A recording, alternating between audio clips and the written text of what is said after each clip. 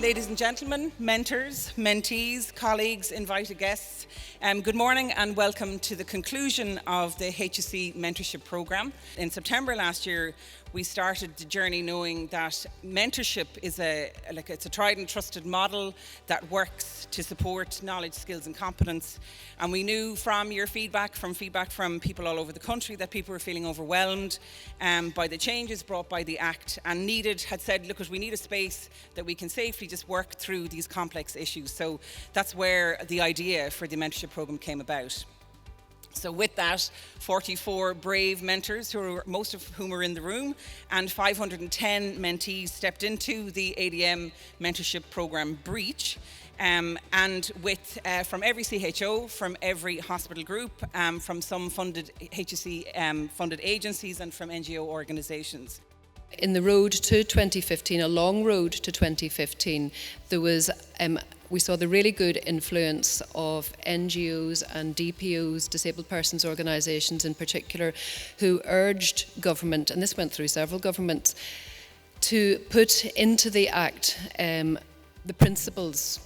the principles that we see there now, which are very reflective of the language of UN CRPD and which advocate so strongly for that person-centred model based on will and preferences. A lot of the challenges, and all you mentioned, they're not due to ADM, but it has shone this big torch on a lot of dusty areas of practice.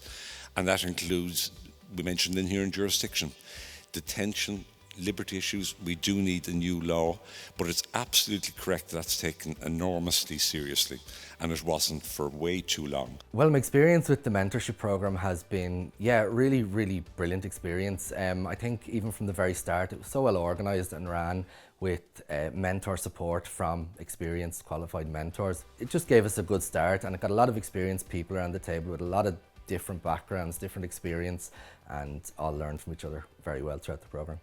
And it brought the Act, I suppose, into reality in terms of both the opportunities to support people in terms of their human rights, but also from a practitioner perspective to work together to look at some of the solutions that we can bring to individuals. So there were 44 learning sets, again, all over the country, who had an average of between 10 to 12 meetings. Mentors themselves had 11 monthly meetings with Aileen and Kathy. There was 2 in-person seminars, 12 Friday fortnightly meetings to support the mentors. So really the programme has made a massive difference to my work, including that feedback that we've gotten from all of the case studies that we've done. So that feedback,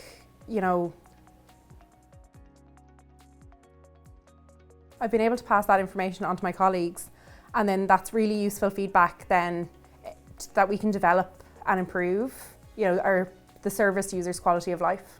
Just hearing other professionals' perspective, because you just don't get that opportunity. We all kind of work in silos, so everybody's very busy, and the fact that the group I had was a cross-section, it wasn't just one specific group in terms of a particular sector.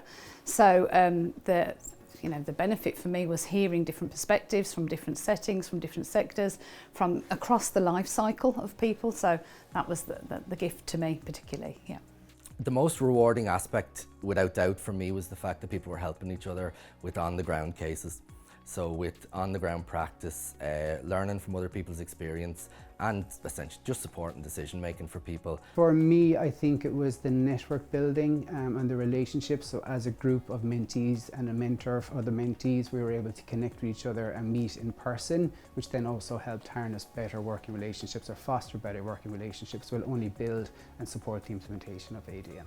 It was a very supportive programme. We got great support from the national leads, from Kathy and Aileen. We had monthly meetings, fortnightly meetings. There was fantastic resources shared with ourselves. We felt very supported and safe in our role as a mentor to try and support staff on the ground in navigating and I suppose embracing this new piece of legislation. So really supporting family members into their role as assisted decision makers, validating that relationship but also providing them with a new framework to see their family member and themselves in relationship to the Assisted Decision Making Act in terms of will and preference, and in terms of, you know, the how people make decisions, whether somebody agrees or not. It's an individual's decision. So that has been huge. And then having information to provide to family members, concrete information around everybody's roles and responsibilities and rights. As one participant reflected, this programme has given participants a chance to have a safe space for staff to support each other and validate their work with people who use the health services. Programmes like this help us build a more compassionate, just and inclusive Ireland where everyone has the right to make choices about their own lives, no matter their situation.